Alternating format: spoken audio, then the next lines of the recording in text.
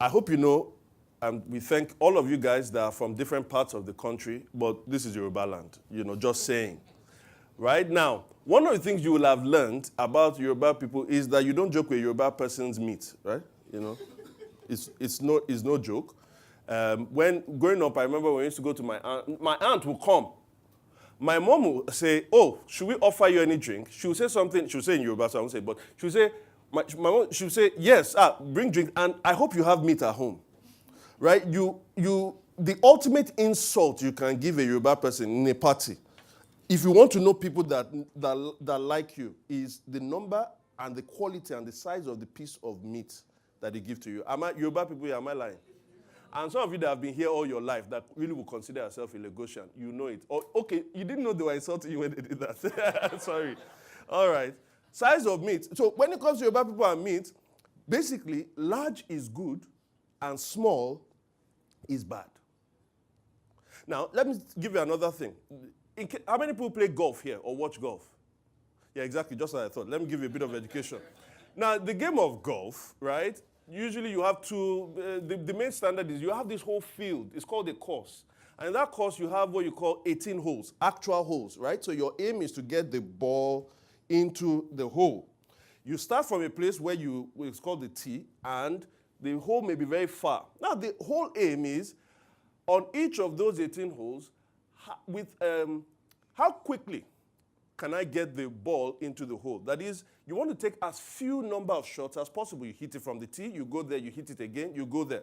So normally, there will be a standard that is set. So let's say, for the 18 holes, they've set a standard 72 shots. If you make all the shots that you make and you put it inside all the 18 holes, and in total 17, you have basically hit, your mark is, you have broken even, 0. But if you did it over 71 shots, what do you have? -1. If you did it with 75 shots, you'll be what? +3. In other words, but the person who has -1 and the person who has +3, who has done it better? -1. You see, you understand golf now already. In the game of golf, small is good and large is what? Bad. So now let's play the game. I'm going to ask you a number. I'll just say a number of things. I want you to tell me which one is good. So if I tell you the thing and you think this is good, just say, if you think small is good, just say small. If you think large is good, just say large. Do you understand? Right? So if I was to say Yoruba people and meat, if I say, you say large. If I was to say golf, you say small. All right. Bonus airtime. I moved the wrong belly. Energy bills. Small. Traffic. Small. IQ test score. Large. Annual leave. Large. It didn't say anything. It didn't say anything. Or you could, all the employers in the house were just, public holiday. Large. She still didn't say anything again. One more. Church size. Exactly. Okay. All the city church staff said large, I'm sure, yeah, because they think that as the church grows, then their salary goes. It's not like that. It's not like that. It's not like that. Well, but you could see it was a bit mixed. And really, I think it depends on what you're looking for in a church. If you're the kind of person that you feel that as a church, we need to achieve, we need to go out, we need to make an impact. In other words, if your bent is towards being missional, you probably would have said large. Why? Because then you're able to pull resources together, both human, financial, and spiritual resources, and we can achieve something. But if your bent is towards community, chances are you think that small is good and large is bad, because the smaller we are, we get to know each other, and then we can have more community. Now, can I challenge that a little bit? Based on both the Bible and experience. I have been, in my time, part of, at least in my time in the church, which is a fair number of years, I have been majorly part of small churches. I've been part of some large churches too, but I'm majorly part of some small churches. And you know what I found? I found less loving community in small churches. I'm not saying that is exactly what you will get, but I'm saying that's what I found. And when you read the Bible, do you remember how the early church started? When the early church started, it said in Peter's first sermon, how many people were converted? Do you remember? 3,000 people in Acts chapter 2. In fact, by the time you get to Acts chapter 4, it says, but many who heard the message believed. So the number of men, just the men, the number of men who believed grew to about 5,000. But here was the testimony about both when there were 3,000 and when there were 4,000. This is testimony about the church. All the believers were together and had everything in common. They sold property and possessions to give anyone who had need. Every day they continued to meet together in the temple courts. They broke bread in their homes and ate together with glad and sincere hearts. That's when there were 3,000 men. When there were 5,000 men, it says, all the believers were one in heart and mind. No one claimed that any of their possessions was their own, but they shared everything they had. What we hear is testimony about their togetherness and their oneness. In other words, when it comes to community, it's not necessarily the case that small is good and large is bad. What is most important is what happens when they are together. It said the believers were together. Now, Emmanuel showed us last week that what James wants us to do is to be peacemaking when we are together. Peacemakers. In fact, the last verse of chapter 3 ends this way. Peacemakers who sow in peace reap a harvest of righteousness. But there's another one you can find. And it's part of what Olumide read today. That the alternative to peacemakers is fights and quarrels. What causes fights and quarrels among you? Verse 1. Now, there's good reason to believe that churches that James was writing to were not very, very large churches. And yet, they said there were fights and quarrels among them. Put it another way. If people were to join our community, would they find grace instead of slander, as you see in verse 11? Because the true community, as James will show us today, is to be a gracious community. Now, how can this be achieved? Especially when the history of the church shows constant quarreling, fighting, and dividing. How can this be achieved? Well, the answer is to fight. Now, we'll understand better what I mean if we consider these 3 points. A gracious community, and there are the 3 points. The fight in community, the fight of community, and the fight for community. Fight in, fight of, and the fight for.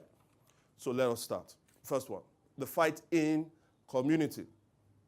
Now, just as I alluded to, you don't have to be in the church too long before you notice fights and quarrels. Did you see what happened to Temidayo and Hanatu? It went down. You either notice it or you have had your own first fight and quarrel. Can I get a witness? I counsel 2 of you, remember. I know. I remember when City Church started, in the very beginning, at that point, we weren't even doing, it wasn't Sunday, it was Saturdays. It was so nice. We were few, we had everything in common. We loved each other. It was all so rosy, until someone came to meet me and said, I think that guy is really full of himself. Or she's too forward. At least at that point, they were talking to me. Until they let those individuals know, you are too forward. Is it only you? We've done passive-aggressive. I'm not talking to you. She just doesn't talk. Have you noticed the way she looks at me? I noticed she looked at Yemi nice. Then when he came to me, she looked one way. We've done that one. And we've actually done actual aggressive. You don't have to wait too long. Some people do their aggressiveness through WhatsApp. But I'm not going to ask for a witness. See, this thing has been happening. What we read here is that when James says, what causes fights and quarrels among you? It's not new in the church. That's over 2,000 years ago. Now, James is taking it as fact. What he is most concerned about is the cause of the fights and quarrels. Notice again in verse 1, what causes fight and quarrels among you? And James tells us that it's desires. Don't they come from the desires that battle within you? That is, there's a motivation that then leads to the act. That's why he can say, look, you have this desire, but do not have it. You can't fulfill the desire, so what do? You kill. Or you covet again in your heart. You don't get what you want, so what do? You quarrel and you fight. That is, the evil desires and the covetousness eventually lead to actions that bring about disunity. The expression of this thing is something, and this is the real enemy of community. Don't forget this word. Write it down. It is something called individualism. Individualism. What do I mean by that?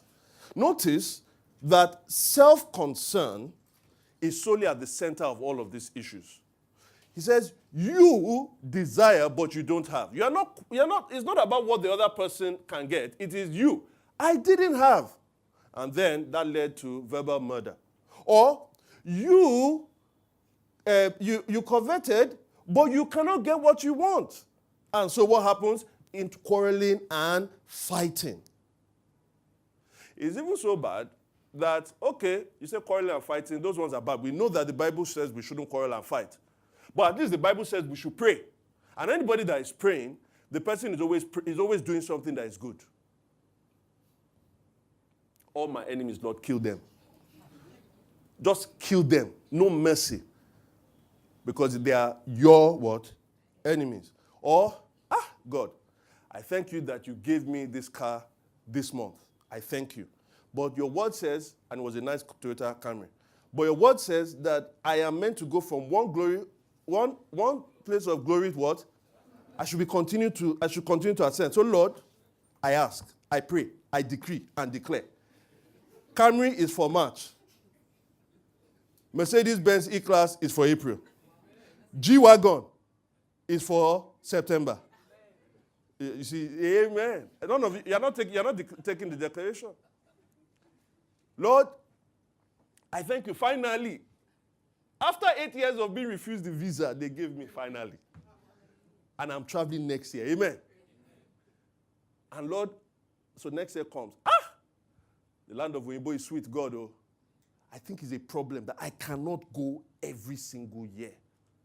And since I must be going from one degree of glory to another, Lord, I declare, and decree from now on, mine is to be going every year to the abroad.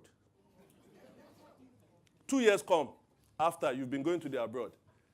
And I say, God, wow, that person that is in business class, does he have 2 heads? I feel oppressed. When you ask, you do not receive because you ask with wrong motives. That you may spend what you get on your pleasures. You see, the Greek word that is used for desires in verse 1, and that word in verse 3 that is pleasures, the Greek word there is called hedone, from where we get the word hedonism. Now, what is hedonism? Hedonism is a lifestyle of selfish indulgence. There are some people who believe that life, I have worked hard, I have done this. So life, I'm not saying that, please don't get me wrong, I'm not saying you can't have good things in life. No. But a lifestyle of pleasuring myself. That is a lifestyle of giving to myself because myself has got all these things for me. James says, if you have that kind of attitude, it will destroy community. You can't live in community that way.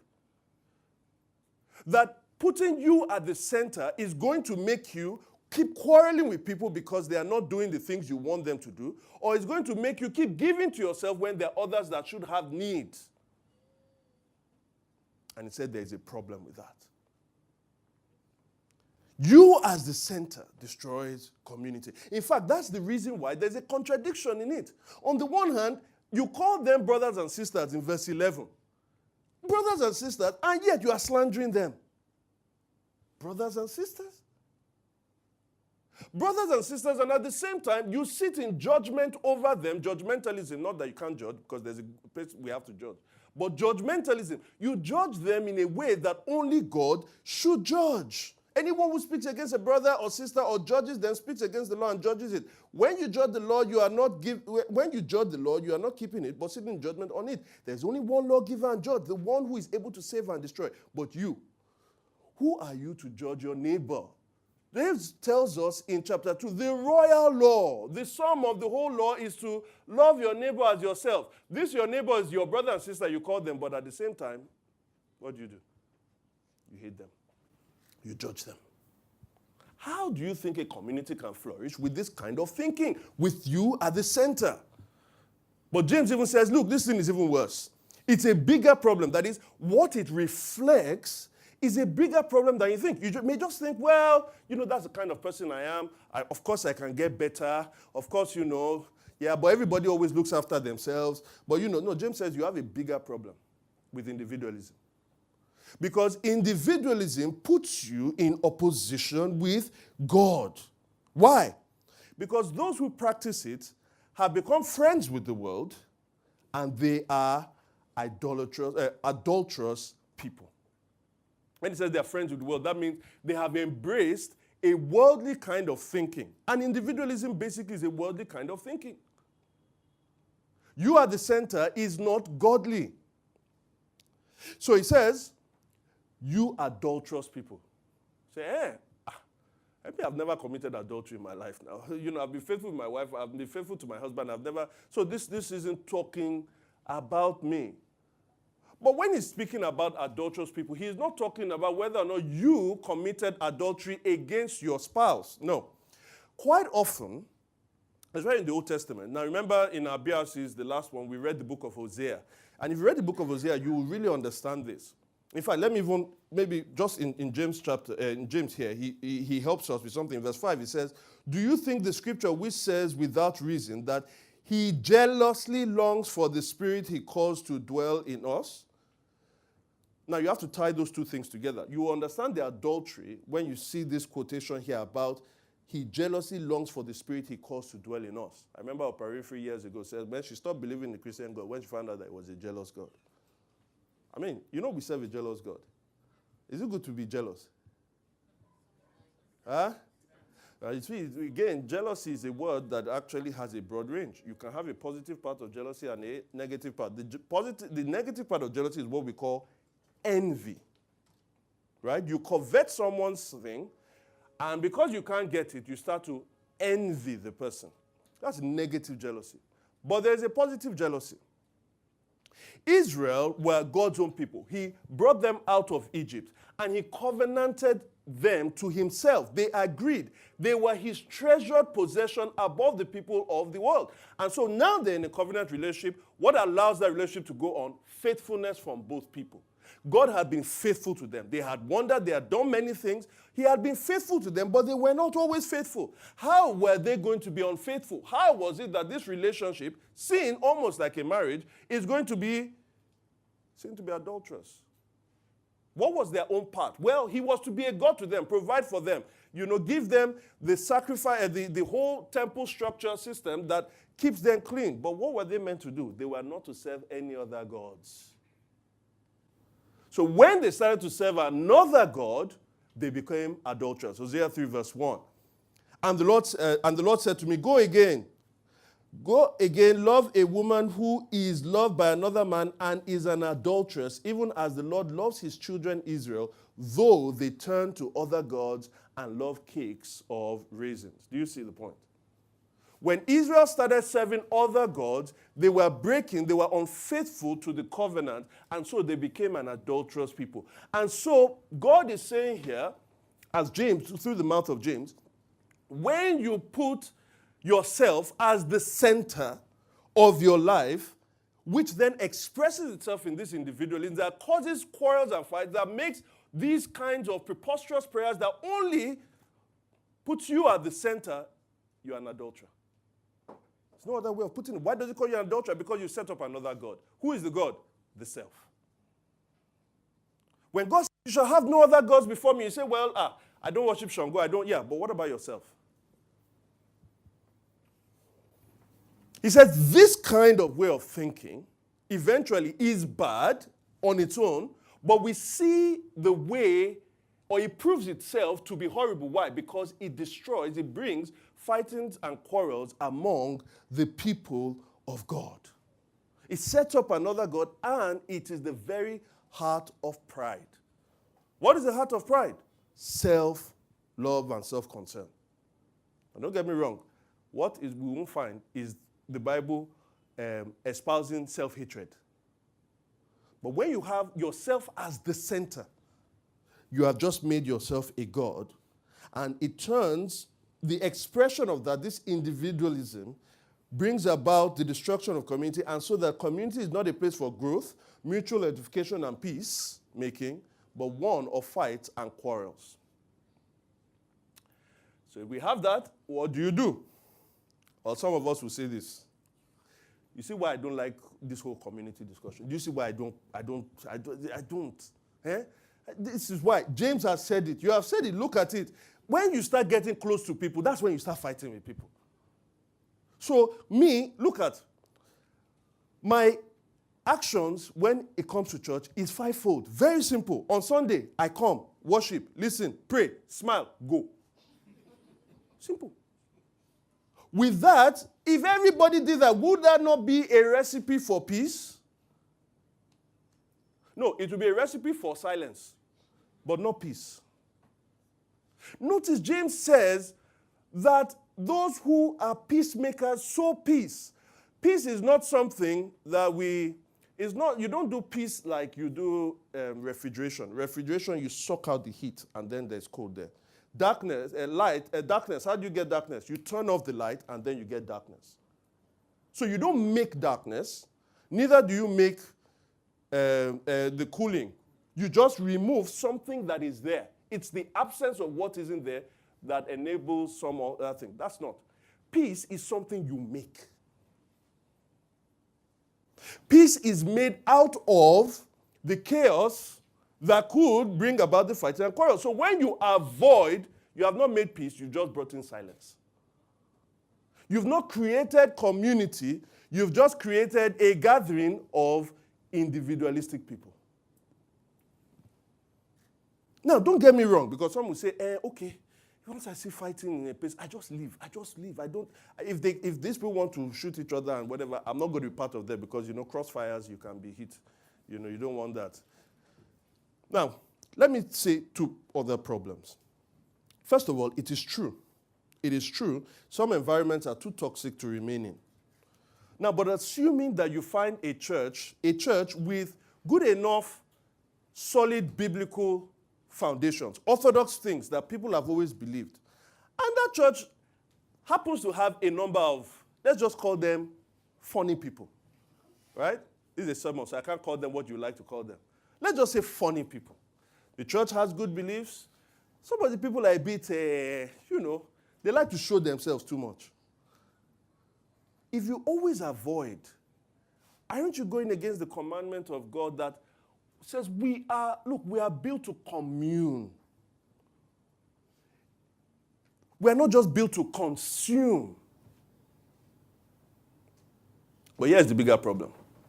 If you are the kind of person that runs away and just dabbles into the community, just enough so that the moment you see that the fight may even come like this, if you are that kind of person, your avoidance is still an expression of individualism. Notice, you are not prepared to lose any relational comfort. You don't want to pay the sacrifice of listening to other points of views, or perhaps be corrected, or perhaps work at being able to correct other people in love. While others in their individualism are about self-expression, until they hear my point of view, I have to speak the truth. Whilst others are about self-expression, you are about self-preservation. Both of them are individualism. They're just expressed in two different ways. Some people are able to speak. They just talk. Once they don't have something they don't like, they are calling it, and yes, it brings about fights and quarrels. But you, by running away, you are trying to preserve your own self. You are trying to ensure that nothing happens. You are about self-preservation. The self is still at the center. Peacemakers don't avoid. They make peace. We are to make peace out of the fights and quarrels By engaging each other, how? In fighting. Leads me to my second point. I thought we just said no fighting. No, there's fighting. Now go to verse 4 and verse 6 again. It says, but he gives more grace. God gives grace. This is God's response to this worldliness, this self-centeredness that destroys community. He gives grace. Wow. What does he mean by that? And I'll come back to it later in the third point. But it's something. God grants the ability to meet the requirements that his jealousy demands on us. God says, I want you to be mine. And I want you to act faithfully. And part of that is living in community. But you say, but look at all the problems that is there. He said, look, with those problems, I give you grace. I give you the ability to meet that thing. See, no, you don't understand those people. And you don't understand me. If I start going there, people are isolated from me. He says, look, if you will obey my command, I give you what?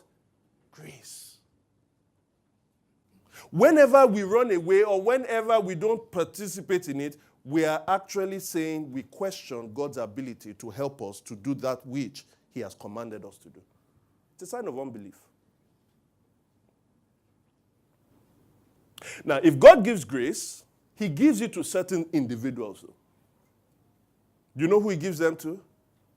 He gives it to the humble. Notice what he says. He shows favor to the humble. This is why the scripture says, God opposes the proud, but shows favor to the humble. What is humility? Humility is self-awareness that leads to other-centeredness. Individualism wants to keep you self-centered. Humility is you know yourself, and because you know yourself, there's an examination, I'll get to it, an examination of yourself that eventually leads you to be thinking about others more than yourself. What is the commandment? Love your neighbor as what? Even the first one, love the Lord your God with all your heart, soul, and mind and strength, is to love God and is to love neighbor. You are thinking about others. God gives grace to those who are humble. Who are those who are humble? They are the ones who, because of an awareness of who they are, I'll get to that, they think about others more. Now, this is going to require a fight. There's a fight for humility. And we'll see that fight in verses 7 to 10. Now, I said this during the Sermon on the Mount, but there's something, a literary device that you often see in the Bible. What would happen is, in a section of the text, he will say one thing at the beginning, then at the end of that section, he will say the same thing. What does that mean? What is in between explains what was at the beginning and at the end. It's called an inclusio, right? So look at verse 7. How does it start? Submit. Remember, it says at the end of verse 6, he shows favor to the humble. So then he now says, submit yourselves what? To God. Submission is an act of humility. Look at the end, verse 10. Humble yourselves what? Before the Lord. So submit yourselves and humble yourselves. In other words, he's showing us what is going to be in between that is going to explain how we can show humility. Do we understand that? So there are three things I want us to see there. There are three fights that you must fight for in order to become more humble. The first one, so three of them is the fight against temptation, the fight against self-sufficiency, and the fight against self-diversion. The fight against temptation, self-sufficiency, and self-diversion. First one, verse 7b. Resist the devil, and he will flee from you.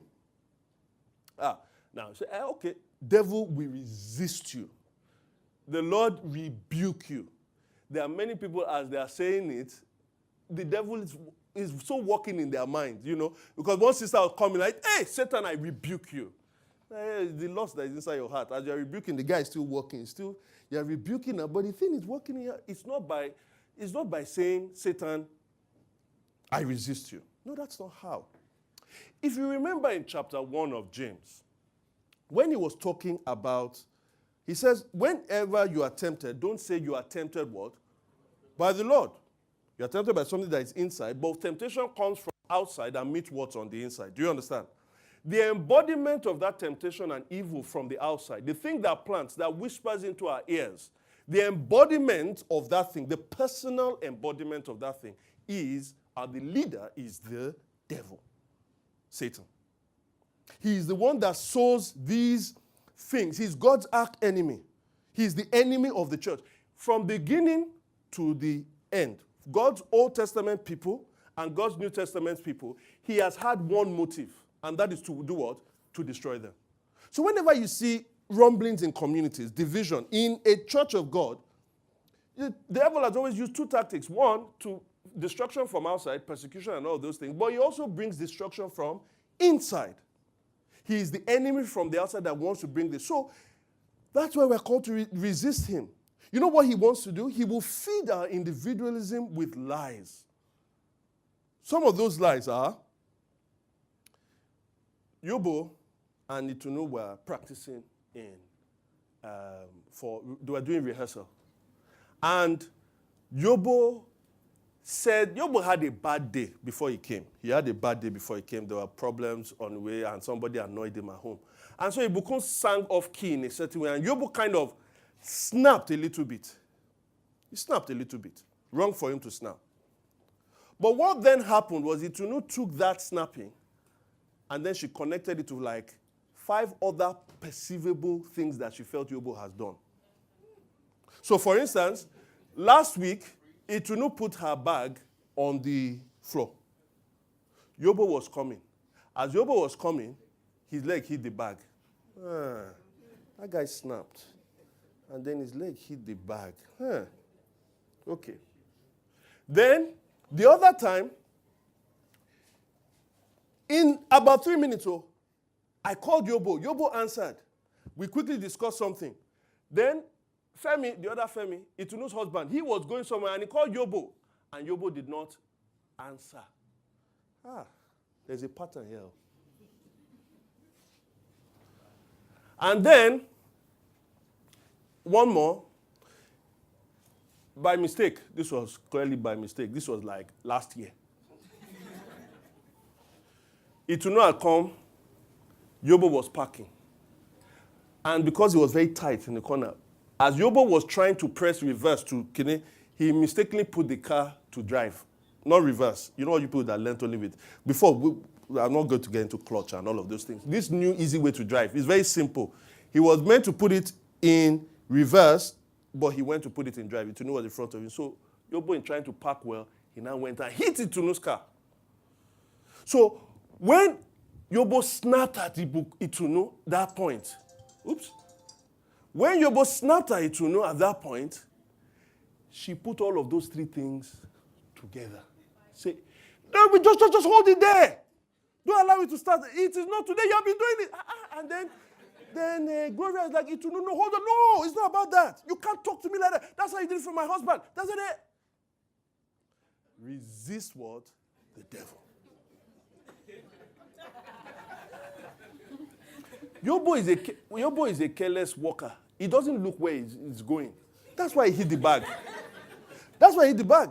When he put it in drive, Yobo had just only learned how to drive 2 weeks ago. And when Femi called Yobo, Itunu was there, Femi was there, Yobo was here, and the music was playing. But the devil from the outside is going to take many different things and he will put it together and he will say, this person can, and that's what leads to fight and quarrels. Resist what? The devil. Part of it is also gossiping. What is gossiping? Gossiping is speaking bad about others while they are not there without any intention of helping out, praying, or speaking in love with them. The book of Proverbs says, for lack of wood, the fire goes out. You know? Fire will go out when there's no wood. And when there is no whisperer or no gossip, quarreling what? Ceases. There's quarrels. It's because some people have been. Now, I'm not saying that sometimes there's no need to talk about other people while they're not there. The issue is this. When you've spoken about them, is there any intention to correct? Is there any intention to pray about it? Is there any intention to address it? Or you just, that's how she is. That's how you just, come, let me tell you something about. These things destroy community. It is the devil. How do you resist them? When you feel these urges coming, pray against it. Pray against it. Pray against that thing working in your soul. Resist it. When somebody wants to give you title tattoo, everybody knows, staff and Kenny, they come and tell me. There are people in this church that are saying, I say, wait, let's stop there. If you're not prepared to tell me who is the person, I don't want to hear it. Then there are people. The people can come and meet me, and we can talk about the thing. But when you start doing these things, these are the things that divide community. Resist what? The devil. Let me move on. Fight against self-sufficiency. Verse 8. Come near to God and he will come near to you. Wash your hands, you sinners. Purify yourselves, you double-minded.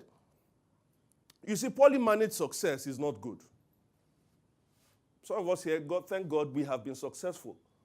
God has blessed us in some ways. But when your success is not managed properly, it can be a bad thing because you start to think, my own hands have what? Made this for me. So you start to think, I don't need anybody. I don't need anyone. So being in community, all these things, it presumes that I need somebody for something. It presumes that I lack something. Well, first of all, if you don't think that you lack something, then you have a problem. Because you are saying that God has ordered the growth of our growth, our spiritual maturity. He's ordered it in a way that, God meant it for them, but he didn't really mean it for me. You see, your metaphoric hands become clean in your own eyes. Your heart, you start thinking they are pure. It's always that person. They're the ones that sin. It has nothing to do with me. So instead of drawing near to God and to God's people, do you know what we do? We draw near to ourselves. And James says, no. Accept who you truly are. If you accept who you are, that is, you are part of the reason why the community doesn't actually grow. Some of your avoidance and some of your over self-expression. If you draw near to God in humility, repentance, owning your sin, do you know what happens? He gives you grace by doing what? By drawing near to you. And many times he does that drawing near to you through his people in community. One more. Fight against self-diversion. What do I mean by self-diversion? Or escapism? Or, There's a new movie, Adam Sandler, Chris Rock, they've done yet another movie again, together. Now, this one, I can't remember, it had something to do with in-laws and whatever, but that's not where I'm going. They went to throw a party, and to throw the party, there was a hotel, and that hotel was managed by an Indian manager.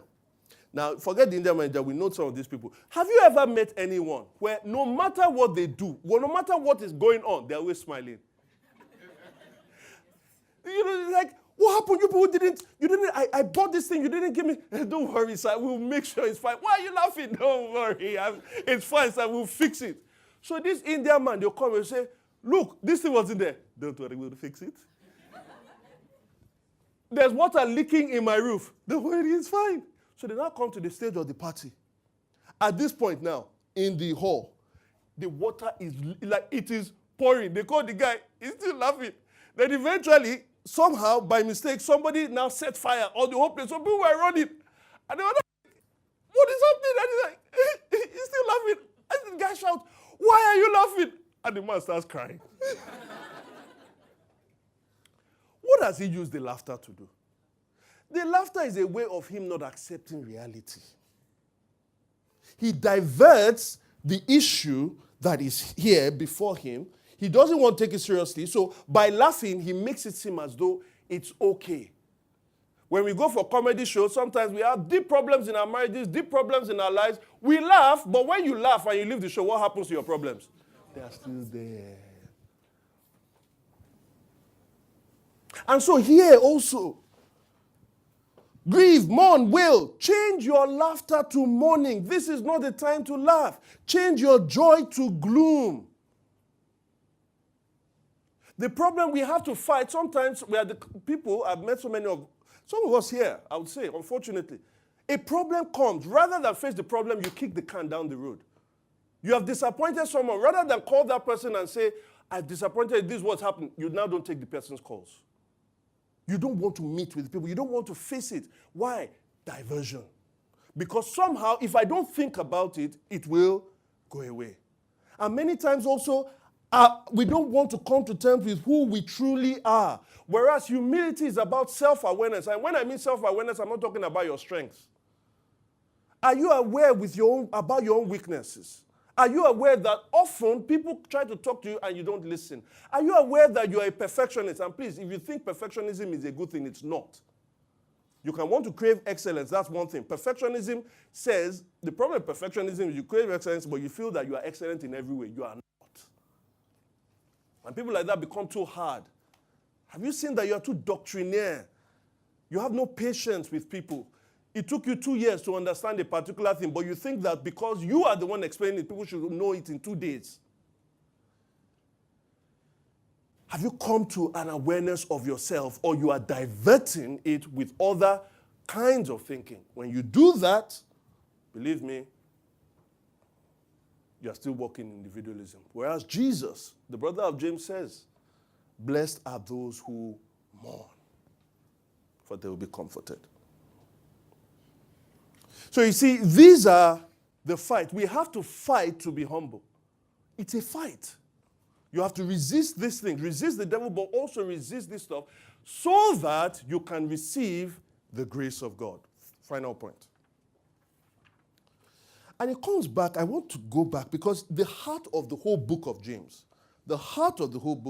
is in verse 6. Because it says something, yes, the whole community and all of those things, the actions, but this is where the power is. But he gives more grace. I find this thing very, in light of everything that James has said, I find it very difficult to understand. It actually almost does not make logical sense, literal logical sense in the way James has been going. Because he says all of these horrible things of what these people are doing, and yet he then said, but he gives more what? Grace. How many of us will give grace to a cheating spouse? Because that's what he comes after. You adulterous people. He causes, is it without reason that he jealously longs for the spirit that has caused to dwell in us? He gave us that spirit, and yet we are chasing after things. But he gives more grace. Isn't God the lawgiver and the judge? And if he's the lawgiver and the judge, our quarreling and fighting and violation of the law, doesn't that make us ripe for judgment? But he gives more grace. Should he not condemn those who, through their slander and judgmentalism, destroy the community of God's people?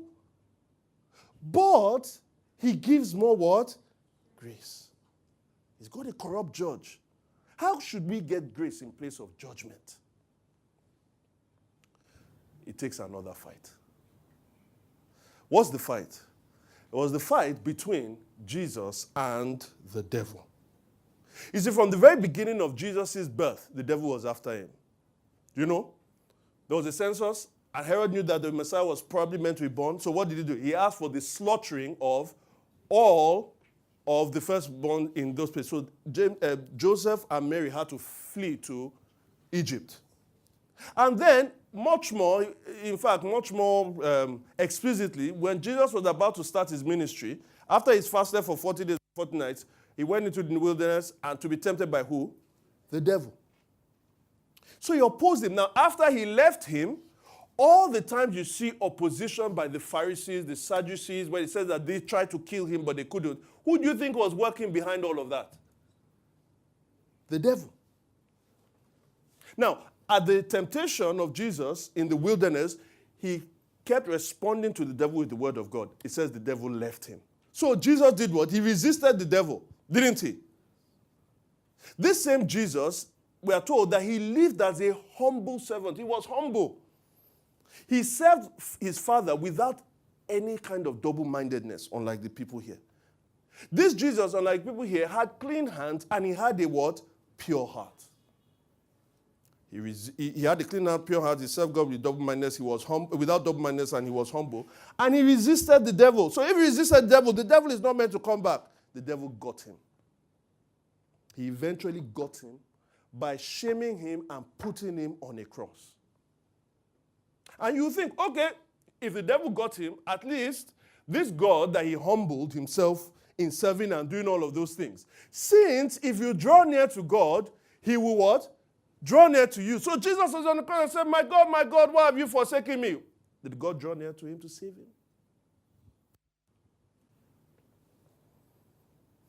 No, you see what happened? This lawgiver and judge, the lawgiver and judge who alone is meant to, can destroy. He destroyed Jesus on the cross. Why? On the cross, Jesus' own laughter was turned into mourning. His own joy was turned into gloom. Why? So that he could give grace. This was the means through which God now gave his grace. The contradiction then becomes solved. Because there was a contradictory thing happening to Jesus Christ so that a contradictory thing could happen to those who bring about quarreling and fighting. Our roles were reversed so that God could give us grace. Now we see, but the story didn't end there. Because that devil that thought he had gotten him, 3 days later, Jesus Christ rose again. 3 days later, his mourning was now turned to laughter and his gloom was now turned to joy. So that Jesus Christ can live forever to now dispense the grace of God that can enable his community to then flourish and work together. And now, if you are here, Jesus offers that grace to you on only one condition. Will you be humble to receive it? Will you accept the issues of your heart? Not to divert yourself away from it. Not to allow the enemy's seeds to actually sow. Will you accept that? That's the humility that is needed. For some of us here, it means actually really coming to faith for the first time and becoming a Christian. For others of us here, it means really accepting God's community as something that you should be participatory in. You see, at City Church, we don't want people that are just saved, sit down and go, because that's not the plan of God. We want you to be a member of a community where we can give grace to each other. Paul says, let your speech always be gracious and seasoned with salt. This is a community that was formed by grace. Shouldn't the members be gracious to one another? You see, there's a difference between individualism and individuality. God doesn't call us to lose our individuality by joining community. But no, when you receive God's grace and you think about the gospel and what it has done to you, community is all about us expressing our individuality in a way that makes it work for each other. Itunu brings what Itunu has. Gloria brings what she has. Moses brings what he has, but which each of us don't have. And we give to one another. Will there be issues? Will there be tensions? You bet. But because we know that we're people under grace, we look for a gracious way to solve those issues. It doesn't mean that we lie about the issues that we face. The truth. We speak the truth, but we speak the truth how? In love. Guys, we need to humble ourselves and think of others more than ourselves. Because a true community will be a community of gracious speech, gracious prayer, gracious patience, gracious repentance. It's a community of one. Amen.